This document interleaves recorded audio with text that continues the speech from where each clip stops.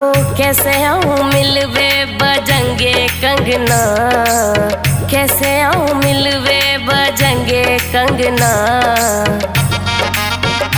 पायल की खनक से जगेंगे सजना रे, पायल की खनक से जगेंगे सजना। आवे तो आजा झूठी बात क्यों बनावे, 2 महीना से रानी ऐठ क्यों दिखावे। बात